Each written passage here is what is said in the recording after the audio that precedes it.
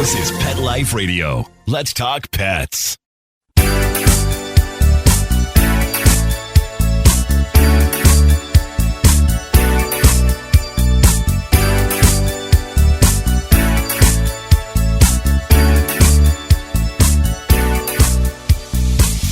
Hello, you're listening to Animal Party on Pet Life Radio. So you're listening to Deborah Wolf, that's me. I'm your host, and I've been hosting this show for a very long time. And one of the things I've noticed over the years is that sometimes animals pop into the news in unexpected ways.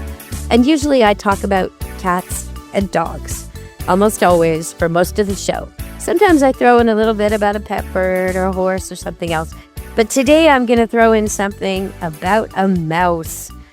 So, Scandinavian Airlines had a mouse crawl out of one of their meals during takeoff. And they actually didn't take off. All those people had to leave the plane and they had to decontaminate the plane. And can you imagine if you were on that plane and there was a mouse that crawled out of one of the meals? And then you had to get delayed and you had to wait for another plane because of a mouse. So why would they wait? I mean, maybe you just don't eat that time, right? Well, apparently the worry was that not only did this mouse escape, so it was loose in the plane and no one knew where, but also maybe there were more mice. And then even if it was just the one, there was the potential that it could chew on valuable components and they didn't want to risk it. So even a giant airplane and a whole bunch of humans can get stopped by one tiny mouse. All the more reason to have cats wherever you are so you don't have mice infestations. Well, that's how I read that. Anyway, we're gawking on Animal Party Pet Life Radio. And I was telling a friend of mine, he was trying to talk to my dogs and he was using the word goat repeatedly. He was saying to the dogs, "Did you chase the goats today? Are you chasing goats?" And he was talking about an incident that had happened earlier when a gate had been left open. And one 10-year-old poodle, standard poodle, big poodle, and one 5-year-old golden doodle got into the goat pen and chased them around for a while. And I had to go in there and first catch the younger doodle. Well, first catch the goat the doodle was chasing. Have my worker from the kennel help catch the dog, put it with the other one, and then we went to the next field, and it was really easy to catch the older poodle. He didn't really want to. He was just sort of dancing around. But the doodle was grabbing the goat, and that's not nice. She wasn't hurting it. She was grabbing it like a retriever grabs things with a soft mouth. But the goat was not impressed, and the goat was screaming, and I was out in the garden. I heard this whole thing, and if you've never heard a goat scream, well, it's something. And so I went running. And the goat's fine, the dogs are fine, everybody's fine. But my friend was talking to them and he kept saying goat. And they were just completely ignoring him. And he said, "They don't seem to know what that word is." And I said, "Well, no, they're hearing you say go, G-O. And they're looking at you and they see you're not wearing shoes, you don't have a jacket on, you don't have a leash in your hand. They think it's just chatter. They're tuning you out. If you really want them to know you're talking about the goats, then make the noise the goats make. Give a little and they'll know right away." So he did that. And immediately all the dogs came running to him and their ears perked up. And see, they don't really need another word for goat. That is perfectly good. And it's completely, immediately tells them what you're talking about. So in a lot of times when we try to talk to animals, we complicate things. Cats in particular, I find, they're really interested in verbs, you know? Not so much sentences and adjectives and stories like the dogs are. No, they like verbs. They like words like chase, climb, catch, run. These are the words cats like. And they like thoughts and words and sentences that have to do with an action. Cat chase mouse. That's a good one for a cat, right? Cat scratch, get cat back scratch. Scratch cat's back. That's a good one for a cat. If you want to think a message to a cat and have him come over, think, "I'll scratch your back." The word scratch is in there, right? Think those things. Now, for a dog, you can think more things and you can add more words because they love stories as long as every few words is something they recognize. So one of the things I like to do with dogs when I'm driving in the car and I have a group of them or something, when the radio comes on, is I'll sing along to whatever song's on the radio. but I'll just change the odd word. Throw in the word walk, throw in the word ball, throw in a couple of their names. Now, all of a sudden, they're enjoying the music as much as I am. So there's a tip for you with dogs and cats and how to talk to them. I'm going to answer a reader's question. Someone sent in an email saying, I know you've talked about this before, but I'd really like to hear it again. And they said, how can you tell when you have more than one cat, how can you tell the bully from the victim? And that's interesting. They're using my words because that's how I describe it. But he's basically got a long story about how his cats pick on each other. And he's got 3 cats. And he's not really sure who the bottom cat is and who the top cat is or who's responsible. So we're going to talk about that after the break. Stay tuned on Animal Party Pet Life Radio.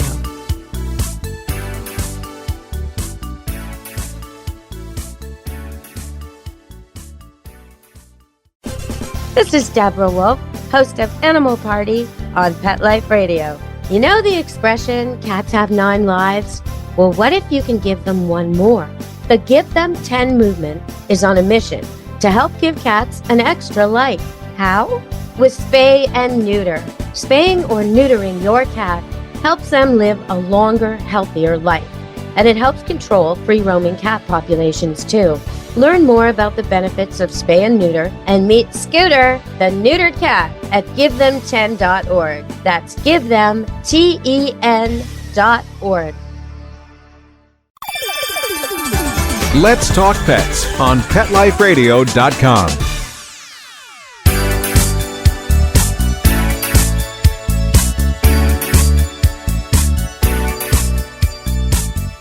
Hello, you're back on Animal Party Pet Life Radio with me, Deb Wolf, and we're going to talk about how you tell the bully from the victim. It's not always that easy. So for one thing, the cat making all the noise is usually not the bully. That's usually the victim. Okay, so that's one tip. But not always, but usually. I mean, sometimes you have a noisy cat and a quiet cat, and the noisy cat will be making all the noise. But generally speaking, the one complaining is the one who's scared and being victimized. And oftentimes, all you'll hear is a noise sort of like this. Something like that. That's the cat who's scared and upset and about to get picked on. So that's one way to tell. The other way to tell is when they're in the same room together. Say you come home or you're feeding them or something. They have some reason to want to go to the same place at the same time. Watch how they move. The one that just marches straight and direct right to you or right to the thing it wants, the dog food, or the cat food, rather, the cat treat jar, the grooming tool, whatever it is they're going for, the play toy, the cat scratch, whatever, the litter box. The one who goes directly to what it wants is the bully. That's the confident cat. The one who kind of slinks around the edges and peeks out a little bit and maybe darts for cover and then and surreptitiously, secretly tries to get into the litter or the food or whatever. That one, that's the victim. Okay, so that's a really good way to tell. Another way to tell, and this is a little trickier, you have to kind of get it in your head that cats have timeshare. Now, I know that's a bit tricky to understand, but it's true. So here's how I explain it. You don't want to go to Mexico and rent that place and have your timeshare in that beautiful place during hurricane season, right? That would be a lousy timeshare. The only time you could use that beautiful place in Florida or Mexico or wherever was right in the middle of hurricane season on the beach in the target area. You don't want that. But if you could use that place at Christmas, well, that would be quite nice, right? And timeshare, you'd want something else in July. You wouldn't want to be in the hottest place where the storms are coming. You might want to go, I don't know where you'd want to go, but you'd want to go somewhere else. So that's how timeshare works with cats too. So I'll give you an example. The top of the bookcase, when the sun is shining through the window on that bookcase, that's Florida in December to the cats. As soon as the sun moves, that place has no value, right? Or very little value. There's another place that has more value. So the confident cat, the cat who's in charge, gets the primo location. He gets, or she gets, the highest perch that they want in the sun. when the sun is shining. Now, if you live in a hot climate, that might be the spot next to the fan or the air conditioner. You have to figure out what your cat values. What primo location at the primo time is where they all want to be. And whoever's there, that's your dominant cat. All right, so when we come back, because we talked about cats, I better talk about dogs. I'll tell you how you tell who's dominant, who's the aggressor before the fight begins when two dogs meet in the park. Stay tuned on Animal Party, Pet Life Radio. Oh, and cat lovers, there's one more story for you. 1,000 miles. Oh yeah, a cat and 1,000 miles. Stay tuned on Animal Party, Pet Life Radio. You know the expression, cats have 9 lives. Well, what if you can give them one more? The Give Them 10 movement is on a mission to help give cats an extra life. How? With spay and neuter. Spaying or neutering your cat helps them live a longer, healthier life. And it helps control free-roaming cat populations too. Learn more about the benefits of spay and neuter and meet Scooter, the neutered cat, at givethem10.org. That's givethem10.org. Let's talk pets Let's talk pets on Pet Life Radio. Pet Life Radio. PetLifeRadio.com.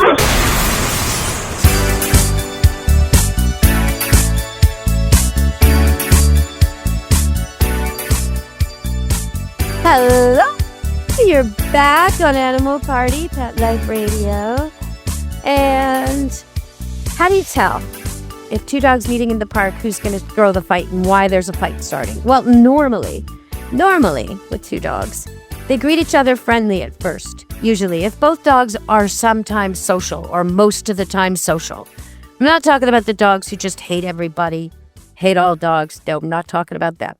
Talk about dogs who generally get along, but sometimes there's a problem and you don't know why. Okay, so you got these two dogs. They greet each other at first. Tails are wagging, maybe a little stiffly because they're not sure yet. Not the loose da-dump wag. It's more of an alert wag. Ding, ding, ding, ding. But not straight up, not stiff posture. Muscles aren't tensed. Okay, they're about to go nose to nose. And normally the next step would be bum to nose, right? They're getting each other's scent. And they sort of turn and turn and turn, so each smells the other at the same time. Okay, that's normal. And then they would walk to something, if it's close, like a post, a fire hydrant, whatever, a tree, and each would take a turn making a pee, and they would smell the area around that to get more information about the other dog, how old he is, how healthy he is, what he eats, where he lives, all that. All that's contained in the urine because they've followed it around the neighborhood and they know where this dog lives, and they're just getting an idea of who this guy is and where he lives and what the background is and what he's up to, right? So all that's going on. That's normal. What's not, another normal when there's about to be a fight is the two dogs approach head to head. And one dog says, "I'm taller than you." And instead of going to sniff the other's bum and giving his bum to be sniffed, instead of all that politeness, it's kind of like a handshake or a high five or a fist bump in the human world. No, it doesn't do that. Instead, he does what's kind of like a chin nod, an aggressive chin nod that two men might do before they're going to fight. And so what he does is he puts his head higher than the other dog's head and he says, "I'm bigger, I'm taller, my head's bigger than yours." Now the other one, if it's a submissive dog or a sweet dog or different gender from the first one, dog not inclined to fight, will often just sort of bow his head, stick his bum in the air to say, "I would like to play." And then they'll probably burst into play and everything's fine. Top dog got to be top dog. But if the second dog says, "Well, wait a minute, I'm bigger, younger, tougher than you. I don't want to be second dog to anybody," what he does is he puts his head higher than the first dog's head. Right on top of his head. Maybe not touching, but above. Now, if you don't pull these dogs back, you are likely to have a fight in about 2 seconds. So pull them back and walk away. Because you've just had the equivalent of one guy pushing another guy in the chest and the other guy pushing back. And in 2 seconds, it's going to be an explosion. So you got to work on heel. You got to work on manners. You got to work on socialization.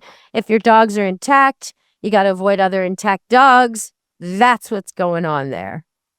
And since we're talking about this, I met the most lovely boxer the other day. He's about 7. And so leaving his prime, entering his senior years. And he's adorable. He's two legs on the ground most of the time. He's bouncing around. He loves the ball. Sweet, sweet dog. Barked at us when we arrived. Didn't know us. Growled at us a little bit, just like he should. But once he knew us, he was great. Was in their backyard playing with them. All was good. But what about taking that dog somewhere else? So they took that dog one time, who's intact, somewhere where there were lots of females running around. And they suspect he went and mated. They suspect that. And they tried to control him, but it didn't work. He got away a few years ago. Well, what's the problem with that? The problem with that is that dog probably produced puppies by whatever mutt it found at this campsite they were at. And what's the problem with that? Well, all those puppies will be mistaken for pit bull cross, even though there is no pit bull in them whatsoever. They're boxers. And probably generations will be produced of dogs that look like pit bull crosses. Now, some pit bulls are perfectly fine, but in today's climate, the last thing you want is a mutt that looks like a pit bull, because it's far more likely to be treated harshly or put down or not allowed off leash or whatever else is applying to pit bulls right now.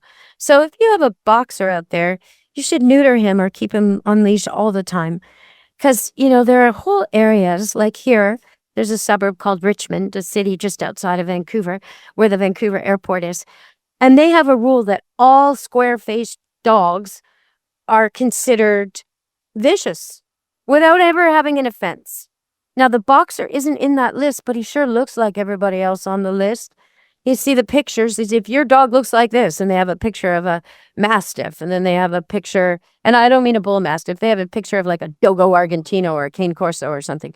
And then the next picture is a pit bull, and then the next picture, and it just, you see the array. There's like 6 pictures of faces, dog heads, and they're all squared. Yeah, you don't want your dog mistaken for that. If I had a boxer, I don't think I'd want to live in Richmond right now. I think I'd want to live somewhere else, because you've got a very harmless dog that's going to be mistaken as a Rottweiler's on the list too, everybody, of course. So I don't believe in breed bans. I don't like them. I don't think they affect the people they should. I think the bad apples still are bad, but I do understand where the fear comes from. And I wish people who own these dogs would be extra aware of that and extra careful to always present the positive side of their breed, the friendly, social side. Work on their breeds, work on their dogs, so they're just the most loving lassie type dogs that you could have. Dispel that bad image. Have them carrying balls so no one thinks they're out for no good when they're in a park. Make it easy. All right, so there's something else in the news. 1,000 miles from Yellowstone Park to California. The cat came back. It wasn't the very next day, but the cat came back. They thought he was a goner, but the cat came back from Yellowstone to California. Holy moly. Now, only 10% of cats that are lost actually get reunited with their owners. So don't think this means that it's okay to leave the door open. It isn't. Or okay to take your cat on vacation with no harness, no ID, no leash. No, it isn't. Microchip that guy. But 60% of dogs who are lost get returned, but only 10% of cats. So you really want to be careful, even though there's this one good news story. It took that cat a long time, and it must have been an absolutely harrowing experience being prey hunted all along the way. So we don't want that for our cats. All right, everybody, we're coming to the end of the show. I had another question a while back, which I thought was really interesting. And it was, do some cats speak dog? Do some dogs speak cat? Now, I know what they're talking about, and they were probably listening to a show where I was saying to everybody in the audience, this is how you speak dog. This is how you greet your dog. This is how you speak cat. This is how you greet your cat, right? So that's kind of my terminology, speak dog, speak cat. And yes, some dogs speak cat, some cats speak dog. So we've all seen, well, maybe we haven't. I've seen dogs who can charm cats. They can charm cats they've never met. They can charm cats who are afraid of dogs. They have this ability to show the right body posture and the right amount of attention and inattention so that the cat will let them approach and even become friends with them. That dog speaks cat. A different example, years ago, I worked with the Skipper Key. She just came for boarding. And Skipper Key is a little black dog, sort of looks like a Pekingese, but it has a really round back end. Looks like it ran into a wall backwards, sort of, with a bent up tail. They're adorable. And they're usually black. Maybe they're always black. I don't know. This one was black. Gorgeous little dog. So little you could lift it up real easy, but big enough to actually, do something. Not tiny like you have to worry. Bigger, slightly bigger than a cat. Maybe a cat and a half. Okay. So Kaylee, when I met her, I visited the house and was meeting the lady and signing her up. And she took me into the room, and there was one cat in the room, and Kaylee was in the room. And I noticed right away that Kaylee started rubbing against me like a cat. Rubbing, and then turning around and rubbing, and then turning around and then winding herself around my legs. And I said, "This is really strange. Your dog is behaving like a cat." And she started to laugh. And I said, "What? Why is this? Like, I'm looking at the cat. The cat's sitting there doing nothing. And the dog is completely behaving like a cat. The only thing it's not doing is purring." And I said that. I said, "The only thing it's not doing is purring." And she said, "Oh, she does that sometimes too." "What are you talking about?" She said, "Well, she makes this noise with her mouth that's like a purr." I said, "Why is your dog so much like a cat?" And she said, "Come with me." And she opened these two French doors to the dining room. We'd been in a little studio office, and there were 11 cats in there. And I was like, "Oh my God, there's so many cats." She said, "Well, I had more. 2 passed away last year." So Kaylee grew up, was a puppy, with 13 cats in the house. And then there was 11, and then there was 7 as I knew her. The cats got older. But Kaylee was surrounded by cats and had all cat mannerisms. She would rub her eye with her paw and then lick her paw. She would rub against you like a cat. She would make a purr sound, which I eventually did hear. If you rubbed her just the right way on her chest, she would start to go brr, brr, in this really weird noise. She was a dog who completely spoke cat. So animals do bond early. Between 3 and 6 months, they're learning all this stuff. Who's a friend, who's not a friend, how to speak. And that's when your dog or cat is most receptive to learning things. They're always receptive, but at that moment, they're like a sponge trying to absorb everything. And Kaylee absorbed how to speak cat. So there's your answer, everybody. I just want to let you know where you can find me.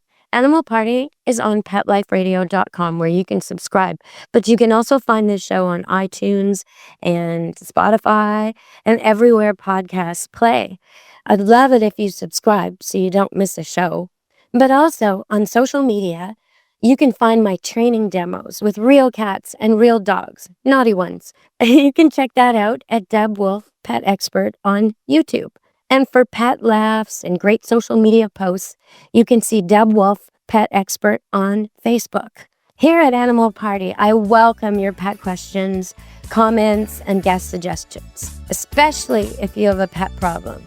I'm begging you like a beagle. Please send me a voice clip message or text message to deb@petliferadio.com, and I'll answer your question on the air. I can even, if you send me your contact information, we will try to arrange to speak with you off air, record it, and solve your problem together. If you're a first-time listener, you can scroll through the older shows and find a topic or expert guest that really speaks to you. Maybe it's dog breed bans, or the royal family pets, or pets in war zones, or how to train your cat to use a litter box. Whatever it is, you can find it on one of my old shows, and they're all there at PetLifeRadio.com. So I hope you'll tune in wherever you listen to podcasts to Animal Party on Pet Life Radio.